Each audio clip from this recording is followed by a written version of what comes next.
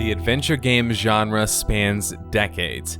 As far back as the 90s, where well-known classics of the genre, such as The Longest Journey, The Secret of Monkey Island, or Myst, existed and thrived. But as the world of gaming turned a leaf and progressed into the early 2000s, it was clear that adventure games were becoming a forgotten relic, in favor of more interactive and action-infused gameplay versus the classic point-and-click adventures. But Telltale Games aimed to change that, being founded by a group of developers intent on bringing back the golden age of adventure games who had previously worked at LucasArts before LucasArts lost interest in the adventure game genre. Telltale was set on proving that they could make an interactive storytelling adventure games to satisfy a need in the market that had gone long unsatiated. But despite a 14-year span of releasing nearly nothing but adventure games, Telltale didn't see a major success until 2013, after the launch of the Walking Dead episodic game. 5 years later in 2018, and Telltale seemed all but ready to close up shop after firing most of its workforce and declaring no choice other than shutting down the studio. How did the company with developers behind classics such as Sam & Max, The Secret of Monkey Island, and later critically acclaimed titles in the zombie classic IP The Walking Dead Season 1, and the dark fairy tale and The Wolf Among Us go from being saviors of the adventure game genre to shutting down business? On this episode of Death of a Game, we will break down the curious tale of Telltale Games. Get your thumbs ready for those quick-time events. And, touching is my third favorite thing to do to things. In case anyone was curious, second is licking.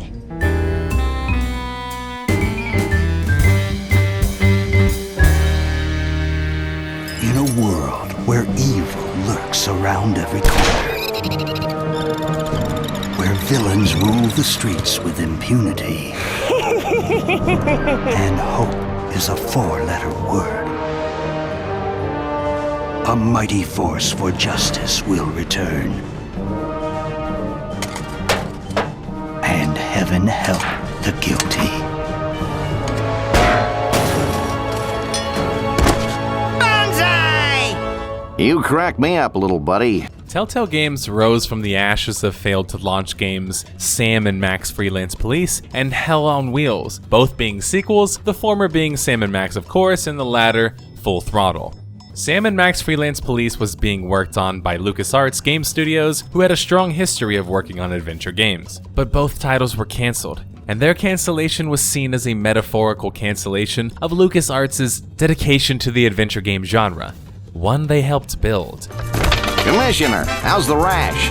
This shift in focus was in large part due to their Star Wars games reaching great success. As expected, along with the cancellation came many layoffs of the staff working on the games. LucasArts' GM at the time had this to say about the affair. After careful evaluation of current marketplace realities and underlying economic considerations, we've decided that this was not the appropriate time to launch a graphic adventure on the PC. So the team, led by Dan Connors, Kevin Bruner, and Troy Molander, would strike out and form the new game studio, Telltale Games. And many of the previously fired devs and writers who had worked on previous Sam & Max projects would also join them. But although the newly minted Telltale Games studio had their eyes set on making more Sam & Max projects, it was proving difficult to acquire the rights from LucasArts, their former employer.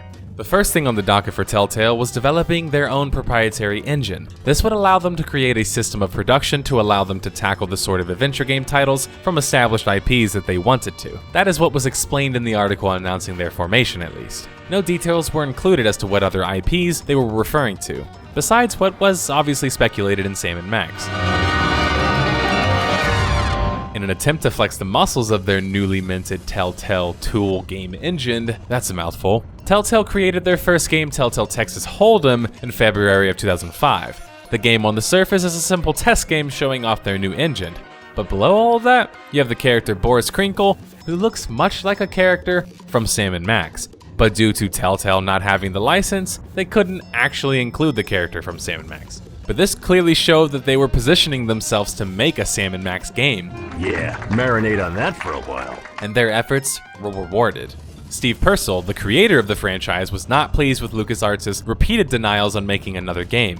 Lucas truly had no interest in the IP anymore due to their abandonment of the adventure game genre. Later that same year, Steve Purcell allowed for the rights to Sam & Max to expire. and immediately went to Telltale Games Studios, with the rights of the cult classic Sam and Max in the hands of passionate developers Brendan Q. Ferguson, Dave Grossman, and Steve Purcell, who also helped with design. Dave Grossman was a longtime LucasArts developer who jumped ship with Telltale. He had credits working on and writing for adventure game genre classics such as The Secret of Monkey Island. Brendan Ferguson was a programmer on the Star Wars Obi-Wan project and would later prove to be just as talented. Telltale Game Studios had already been working on their first adventure game before getting Sam and Max, based on a comic series titled Bone by Jeff Smith. The old gray mare, she ain't what she used to be many long years ago. Shut up! It was supposed to be on this game that Telltale would unveil their first title to adhere to their grand idea of episodic releases, a game model that they both founded and pioneered. These episodic releases would be digital only, saving them the need of a publisher or distributor, as well as the money, and allow Telltale to tell stories, these tongue twisters, and react to critic and player feedback preemptively in certain cases, allowing for more freedom with the storytelling. It would also allow Telltale to afford to create more games while still remaining an independent company. But oddly enough, Telltale Games never really finished Bone. After launching 2 episodes to a lukewarm response, Telltale Games never returned to the project to complete it. But being a self-published company, aka no big soup publisher to answer to, meant that Telltale Games had to do contracts just simply to pay the bills. This explains the next 5 years that they kept putting out CSI projects that probably nobody remembers. Probably. But I do actually. I remember seeing them in the value bins at my local game store.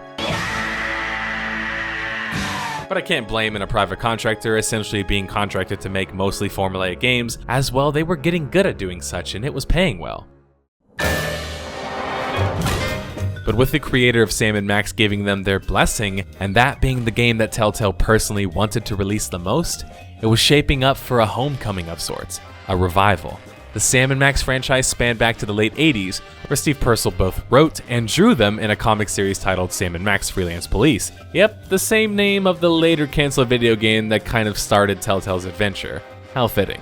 Fans of the franchise might have not reached the mainstream numbers of success, but over 90,000 fans were willing to sign a petition after LucasArts had canceled Sam and Max Freelance Police a few years back. That surely proved that the Sam and Max fan base was not only dedicated, but resilient, and this was a perfect opportunity for Telltale Games to deliver. The Sam and Max franchise was one that followed, well, Sam and Max, 2 anthropomorphics who were also both freelance detectives. Sam, the large and enthusiastic dog sidekick, is the brain of the operation, but only barely. If these findings are true, then that would mean it's scientifically impossible for Max and me to exist. Oh, no, wait, I was reading it wrong. Whereas Max was the near psychotic bunny who preferred violence and chaos to solve mysteries. He'll overwork his brain so much that it catches fire and explodes. Oh, I have got to see that. The overall tone of the series was like an earlier South Park of sorts. It parodied American pop culture and was full of absurd characters and even absurder plots.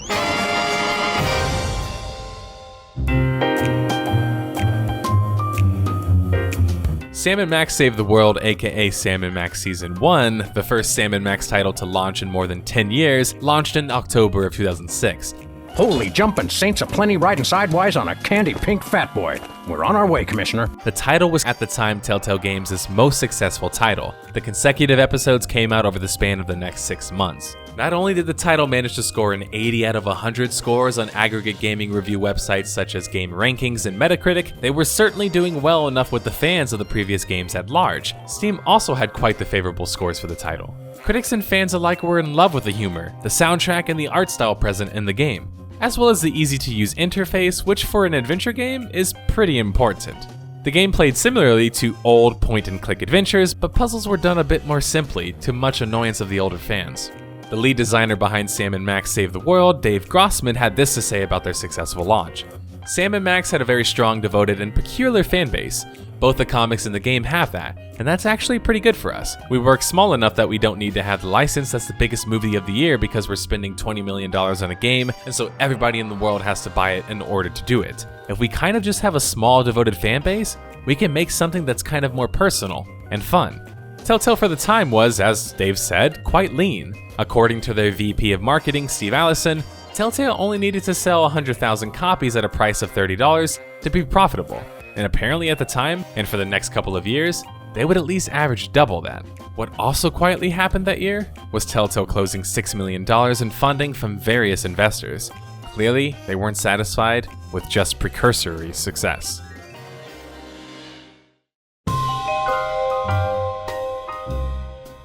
So being lean and focusing on using their Telltale tool engine to minimize time spent developing and maximize their profits, they were able to grow steadily.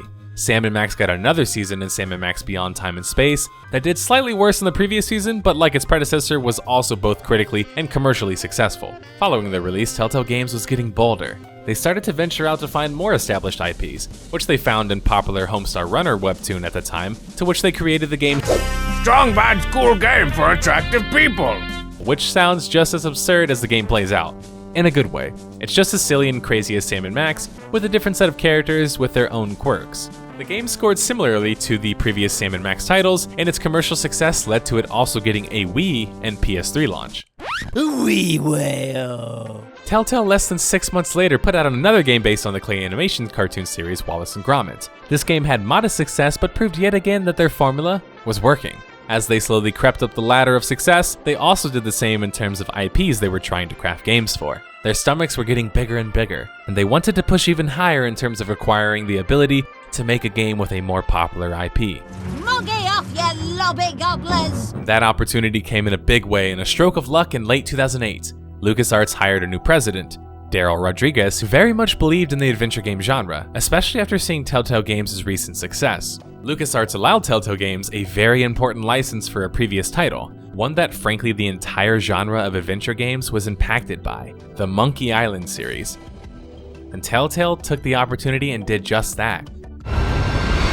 Threepwood, so good of you to join us. And created a game, Tales of Monkey Island, which launched in July of 2009. The game was clear in a way Telltale's best success at this point. The game had numerous accolades and awards, and PC Gamer said that it was the best series revival.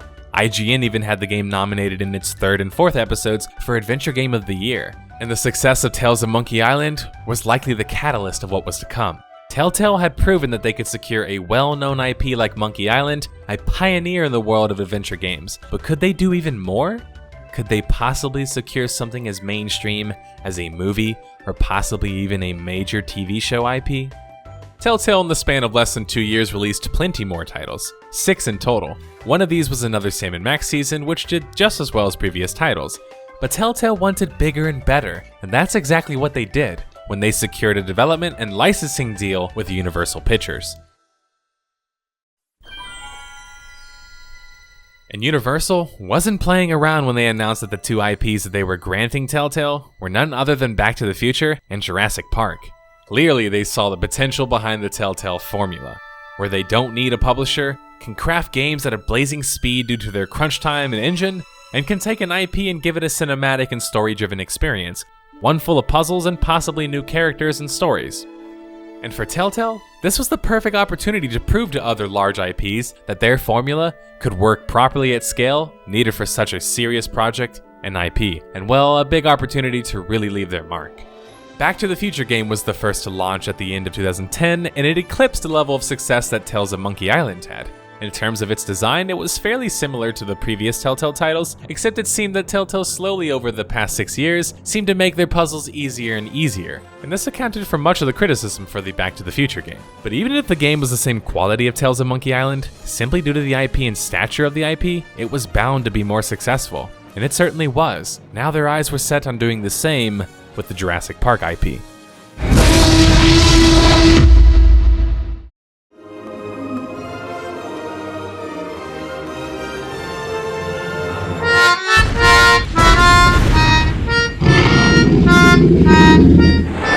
But unfortunately, Jurassic Park the game didn't really have the same reception. Critics and fans alike found the story overall boring, and what little gameplay existed was rudimentary. Easy puzzles and hardly any way to influence or interact with the story.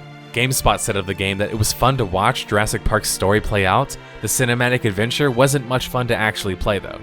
Telltale clearly aimed to make a statement with Jurassic Park the game, but it seemed that Telltale might have finally tweaked their formula in the wrong way. Sure, they had been slowly but surely evolving from a traditional puzzle adventure game to being more of like a cinematic movie-like experience, almost like an interactive movie game, But the issue with the Jurassic Park game was that the game design seemed to focus too much on being more of a movie than a game, and well, when writing is poor or likely rushed, it doesn't hold up well in a movie. We completely reinvented our gameplay and our technology so that we could pull it off.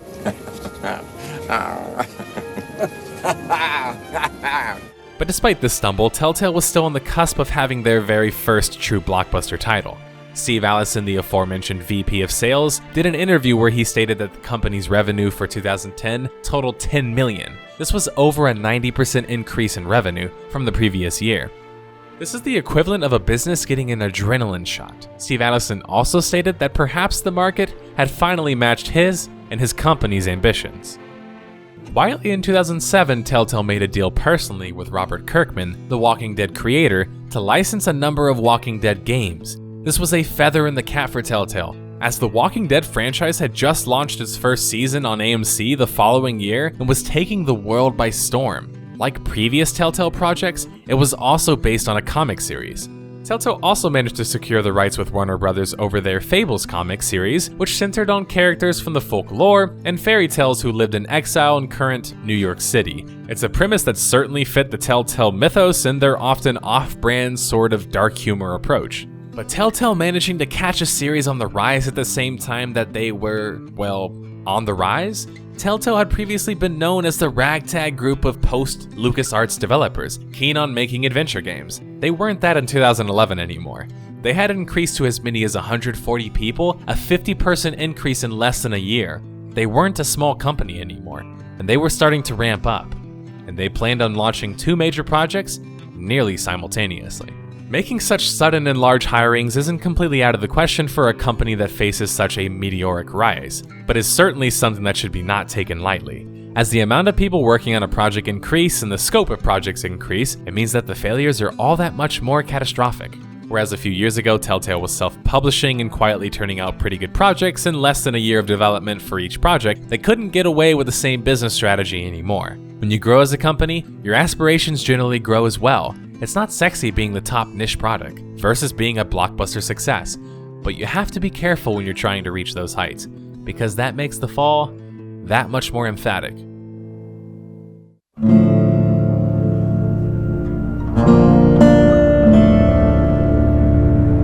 Season 1 of The Walking Dead game launched on April 24th, 2012, and as Robert Kirkman told the Telltale team behind closed doors of the game, holy shit, you guys did it. The Walking Dead Season 1 was not only a major success for Telltale, it was kind of the blockbuster that they had been searching for. The Walking Dead game garnered over 80 Game of the Year awards, and sold over 8.5 million episodes totaling in over 40 million in sales. Which if you remember just 1 year prior, the company was in the $10 million range, meaning that on The Walking Dead alone, they had already quadrupled their previous year. And half a year later, according to the Verge article on screen, they had sold 21 million episodes, which we can assume means that they made at least double that $40 million price tag.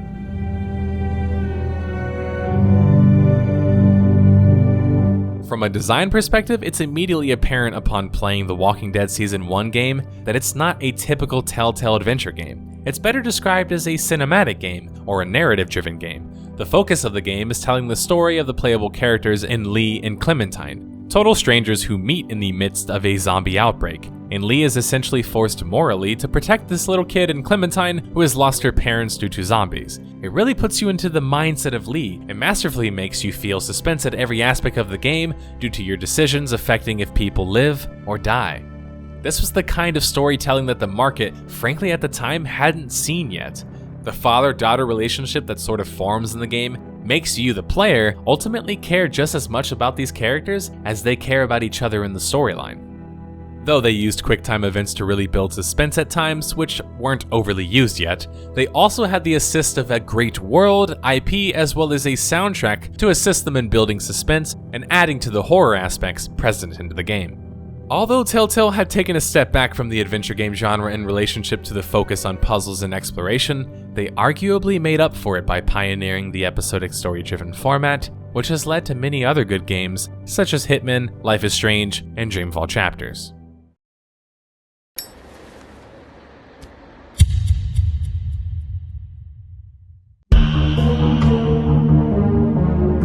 The project being developed nearly parallel to the Walking Dead game was the Fables comic-based game, titled The Wolf Among Us. In The Wolf Among Us, you played as Bigsby Wolf, the big bad wolf of old Fables, who was also a sheriff/detective of sorts for the town of modern New York City. Upon first hearing of the concept of a detective who is trying to figure out what's going on in the city, yeah, sign me up already. Add to the fact that he's this big bad wolf and he's in New York City with a bunch of other fairy tale characters running around, that had me scratching my noggin. But then, I played the game, and I fell in love with the characters and the universe that the story was set in. The best part about Wolf Among Us is that it manages to be funny. How are you today, Mr. Bigby? Fuck off, Buffkin. And very dark and impactful in the same vein.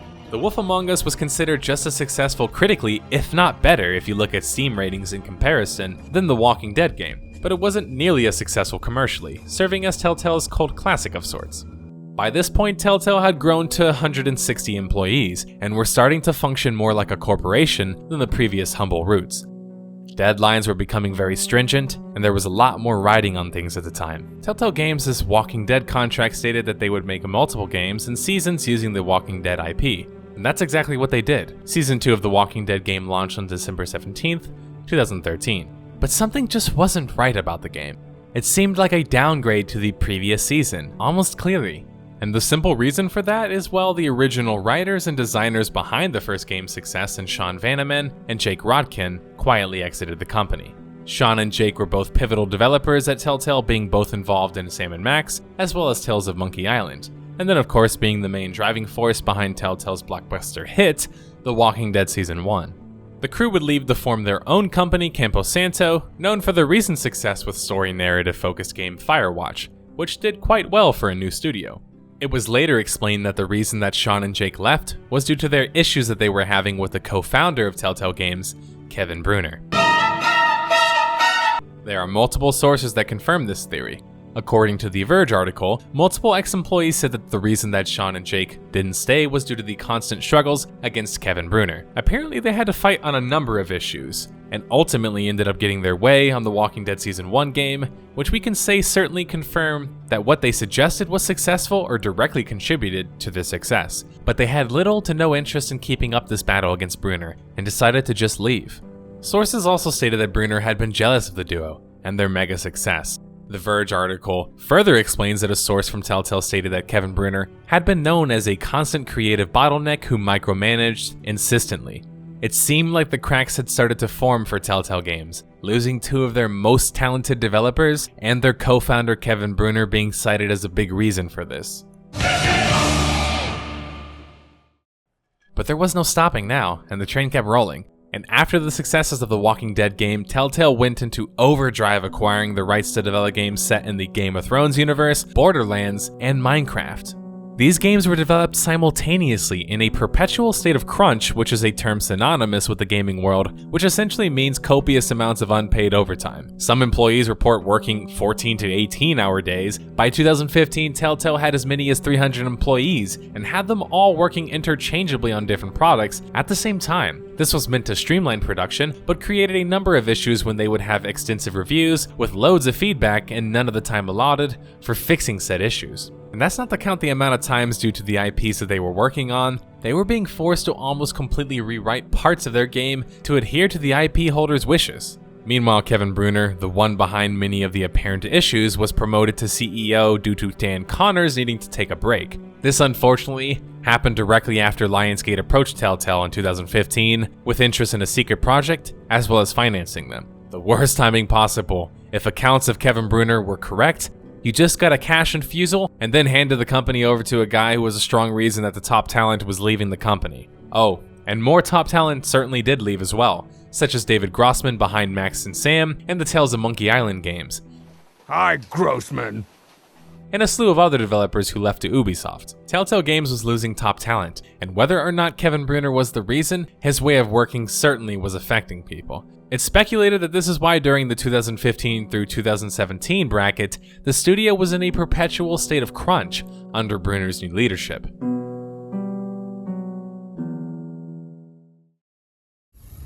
Hi.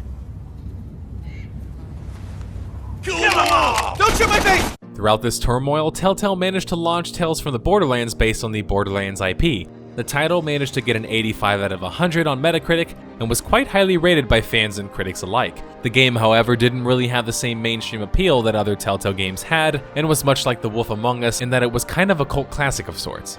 By the time Telltale launched their Game of Thrones title, it had become clear that Telltale's formula of episodic games was becoming, well, formulaic. It was predictable, and it started to show some more of the flaws of the way that they would tell the stories. They were unable to really create a convincing plot in the game, and frankly the game was made for only people who had pre-existing knowledge of the Game of Thrones show and did a poor job of elucidating. Game of Thrones scoring the equivalent of a C grade wasn't going to cut it for a studio with over 300 workers, with bills to pay. Telltale, however, had more well-known IPs up their sleeve, and they weren't ready to slow down yet. Teaming up with Mojang, Telltale released the Minecraft Story Mode, game based on the mega-hit Minecraft title. The game did fairly mediocre critically, much like the previous Game of Thrones game, but managed to actually be profitable for Telltale, being a large reason they even survived through 2015. In the next span of 2 years, Telltale's crunch mode reached insane levels as they launched 6 games during that time, once again developing them all nearly simultaneously with revolving developers. What a strange system. The thought of a completely fresh dev being thrown into a game he has never been a part of originally, and then being told to create, seemed incredibly foolish. It seemed like Telltale's executives didn't think that burnout or formulaic system was severe enough of an issue, because they kept pushing after bigger and better IPs without much differentiation to their current game design model. If you remember the previous deal that Telltale had with Warner Bros. Over the Walking Dead game and the Fable comic series, well, it turns out that Telltale wanted an even bolder IP from the media giant, Batman. In 2015, it was announced that Telltale had secured the developer rights to create an episodic game set in the DC universe, starring Batman. This was their most ambitious project yet. Before the launch of the Batman episodic game, Telltale made a bold move in creating their own publishing branch, and publishing fan-favorite game 7 Days to Die on consoles. Telltale was looking to diversify, and use some of their size and strength to look at publishing other companies. This would of course give them a positive return on their investment, especially with a successful title such as 7 Days to Die. Having more streams of revenue wouldn't hurt. Batman the Telltale series launched on August 2016, and was the Telltale look at the beloved Batman series. The game, however, once again seemed to be a repeat of previous game formulas, with similar mistakes, pacing problems, choices becoming meaningless, and plenty of graphical bugs. Telltale didn't seem to be evolving their formula, and what they fundamentally didn't understand about it then was that they couldn't afford to have a mediocre launch with a game of the scale of the Batman Telltale series. This was a project that they had been interested in as early as 2013 and lobbied hard for. Failing in front of Warner Bros. Like that really hurt the brand of Telltale, but more so I think it taught fans of the company that perhaps they were becoming more rigid and too formulaic with their game design. It must also be mentioned that based on a few sources, only just released, Batman the Telltale series was TTG's worst financial bust in the company's history, as explained by Joe Parlock, a writer from Forbes, who was told this by a source. Over the course of the rest of the year and the following year, Telltale Games put out 5 more games in quick succession, maximizing the efficiency of their episodic formula, quantity over quality, while not only ignoring public feedback that the games were starting to all feel the same, and that they should innovate them more, but actually making it a point to take a stand and state that that's actually intended. Yes, the head of creative communication, whatever that job actually entails, Job Stauffer, stated that the familiar framework and format is intentional. It is fully our intention to develop a way of interacting with stories that is common between everything we're doing. He even went further, stating that common interactivity is intentional. The innovation in design happens with storytelling. It didn't seem like Telltale was worried about such comments or complaints, and so they continued to churn out more games, and more repeats of the same tired formula. Another Batman season that flopped, 2 more Walking Dead spin-offs which failed to find much success, and a Guardians of the Galaxy game that, well... seriously? It's at this point things, well, start to look dire for Telltale.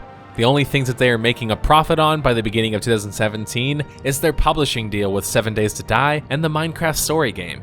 And as expected, during a company's low period, changes had to be made. In a somewhat positive turn of events for Telltale Games, Kevin Bruner stepped down as CEO, stating that he intended to pass the reins to someone who was better suited at elevating Telltale Games. Dan Connors would take over as interim CEO, while they attempted to find another CEO, someone from a bigger company who could hopefully fix their sinking ship. Telltale pulled out all the stops and went after former Zynga CEO Pete Hawley, and they tasked him with bringing back Telltale Games. Soon after joining the company, under Pete Hawley's reign, Telltale let go of 90 employees, nearly 25% of their workforce, in late 2017.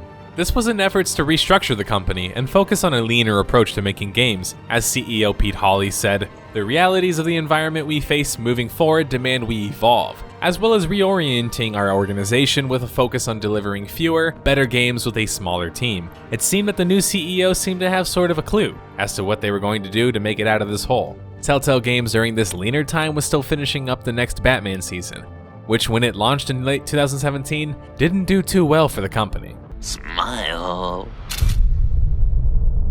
But Telltale Games, not being willing to give up yet, in a call to their loyal fan base, announced a final season of the Walking Dead game and another season of the cult classic The Wolf Among Us, which was much sought after due to the previous season ending in a cliffhanger. They also announced another season to the Game of Thrones game, trying to possibly rewrite their wrongs. But for a company with hundreds of employees and multiple IP holders to appease, it wasn't clear Telltale Games was going to be able to survive early 2018. Well, that was until a breakthrough happened. Telltale managed to secure a possibly life-changing deal with none other than Netflix.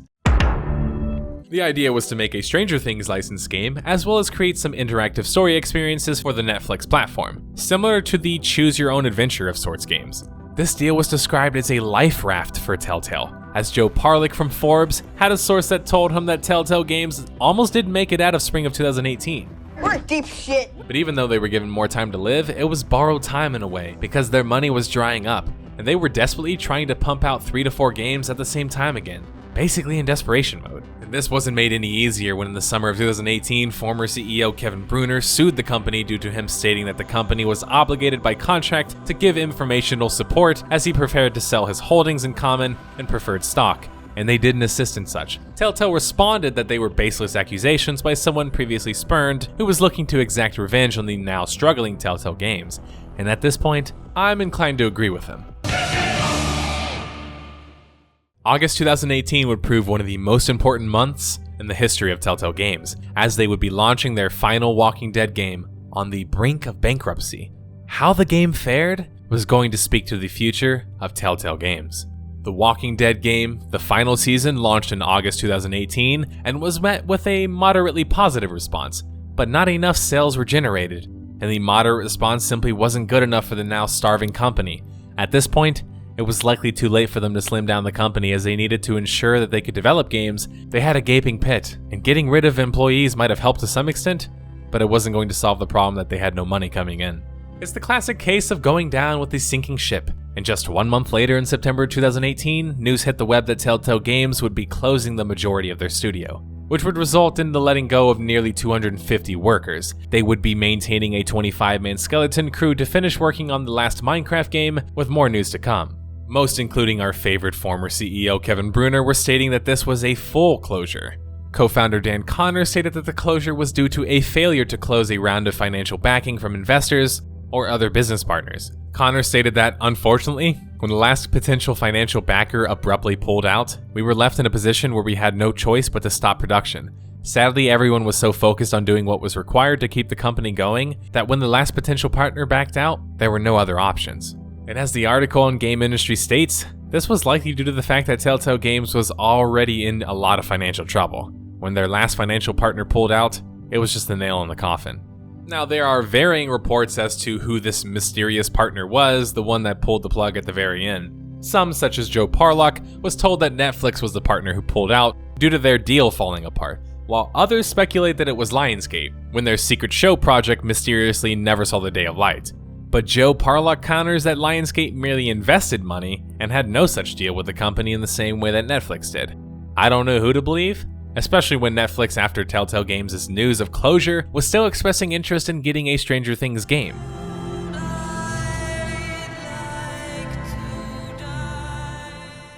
But we've reached the end of my timeline, and hopefully at this point you guys know just as much as I do as to why Telltale Games ultimately failed. But if you couldn't pick up on the clues, it's best to start with their former CEO Kevin Bruner, who, as I mentioned, was very toxic in the workplace as well as the policies that he enacted. He seemed to function as the jealous boss of sorts, and through the years of 2015 and 2017, Telltale's worst years, were years in which he was CEO. And it's safe to assume that Kevin Brunner was a large reason in that 2-year span as CEO as to why the company wasn't doing so well. Many sources came forward to confirm that Kevin Brunner was absolutely a toxic and harmful person to the company. But it's also very easy to see that the over-reliance on a formulaic experience for Telltale near the end of their years was likely the largest contributing factor to their failure as a company. Through essentially creating a quantity over quality situation, Telltale saddled themselves with multiple large IPs and projects simultaneously, and like revolving chairs, seemed to swap their developers between projects at a frantic pace. All the while, their vision for a cinematic experience seemed to be the same experience, with a fresh coat of paint or a different IP. When you stop innovating as a company who exists in media, let alone video games, you inevitably get passed up by other companies such as Don't Nod, who are willing to put far more time into crafting their cinematic story experiences. But when your company even seems to take a stance that seems to scream, well, we don't need to innovate because of our stories, it's very worrying that this was something ever repeated around the office. By creating the same product in essence and throwing it into different universes, you flooded the market with your formulaic sort of game, which in a way just exhausts the market, as people grew tired, myself included, of playing another "hey, your changes really matter here guys" Telltale game only to realize that they don't actually matter and barely affect the plot anymore. The Netflix deal or Lionsgate deal, whichever it was, in the end was the only thing keeping Telltale Games afloat. They had already messed up and failed far too many times by that point, and simply were desperate, hence them being folded after their lifeline was pulled out. When the news hit the web just recently that Telltale Games wouldn't be paying their employees their severance pay, the internet exploded in anger, especially after Telltale Games at multiple occasions said that they could attempt to find new partners to finish their games, almost as if they didn't just fire 250 people and didn't pay their severance pay. It has to be said that what Telltale did in the end was a gamble, and one they ultimately failed with. But it's not fair to the employees who might not have known about the financial problems, and had no way of predicting if the company was about to go under or not. And when the company does fold, it seems to wash its hands of the situation after firing and directly negatively impacting the life of 250 people. It's easy to see why these comments Telltale made concerning new possible partners angered the internet and many journalists. It's one thing to take a risk or even a gamble, but to do so with the lives of 250 people relying on you and your company, well, that's a whole different thing. You can't just gamble on people's lives. And the previous employees weren't going to go down without a fight. Turns out when you don't pay your employees, they'll remember that. Previous employee Vernie Roberts is suing the company in a class action lawsuit on behalf of himself and the laid off workers. According to the people who know far more about law than I do, the lawsuit has a good case, especially at the state level, which is actually far more stringent than the federal level in this case. My personal reservations is how do they plan to collect from a company that is essentially filing bankruptcy? But it's still very possible they can get what they wanted, especially considering Telltale Games is still selling their products.